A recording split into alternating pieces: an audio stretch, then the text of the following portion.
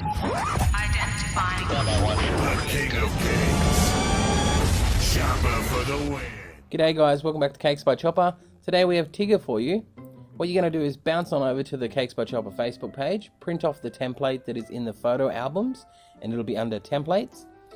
Find Tigger, print him off, cut out both his ears and his head, place them in this formation, and then taper off all the edges, going around his ears as well. Then we're going to start from about a quarter of the way through his ear and taper it down to the front. So this makes his ears look a little bit set back. Then you're going to fill it with any filling you like. I've just went for the buttercream because I have it handy, but by all means you can make this cake catered to your flavors.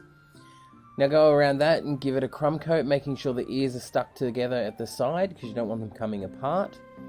And once you've given the top a bit of a crumb coat, we're going to cut out the shape of his nose from the template, cut it out of the offcuts of cake and place that on, making sure the edges aren't too rigid. You want to cut them off if they are. I left a little bit of a corner on and I later had to cut it off here. It's good to round off all your edges nicely so you don't have any tears in your fondant or unwanted lines. Now you're going to put some buttercream in a piping bag, pipe on his lip and a little raised mound where his eyes are, and then you want to do 2 lines around the tops of his ears.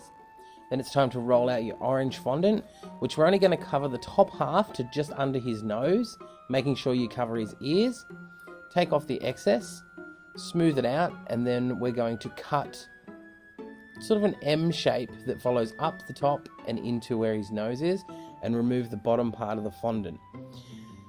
Don't worry, we're going to cover the bottom part of his mouth with a yellow. Just remove the excess from the orange, make sure it's all smooth and ready for your yellow to go on top. Now I rolled it out and then cut it in half so I had a nice line to work with, and then place it over the top of the orange because we're going to trim it back. And this is why we didn't smooth down the bottom of the orange, because you do need to see where the orange finishes. But once you cut that back to the right shape you need, cut off the excess, and then you can go around with your finger and work the orange and yellow down so it looks like a smooth and simple join. For Tigger's nose, I made a pink and then I added 4 drops of red to get it to this. It's a dark pink, a very light red, and cut out the nose of the template, rolled it out, placed it on top.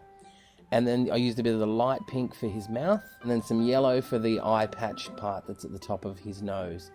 Place that on with a little bit of water, make sure it's stuck down. For his ears, you're going to cut out 2 ovals with a quarter of that cut off the top, and that'll be his ears with the flat side facing down.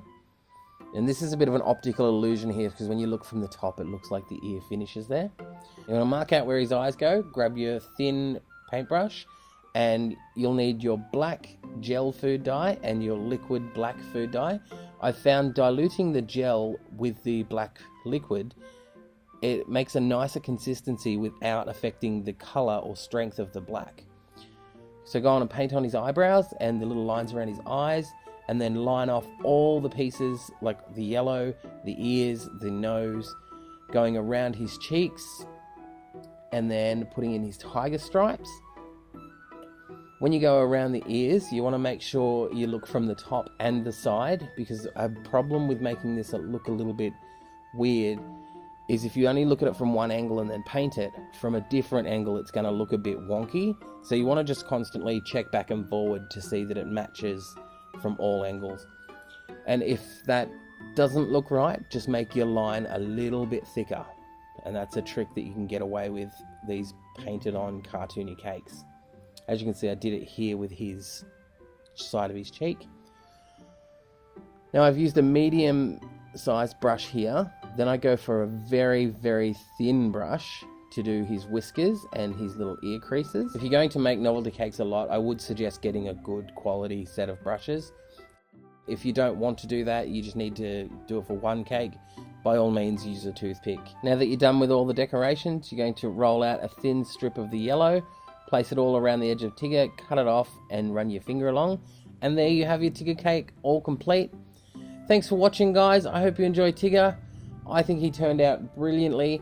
If you want to check out some of my other cakes, I also have done Winnie the Pooh and Piglet. Piglet is a 3D cake, so a little more advanced, and Pooh's very simple like Tigger.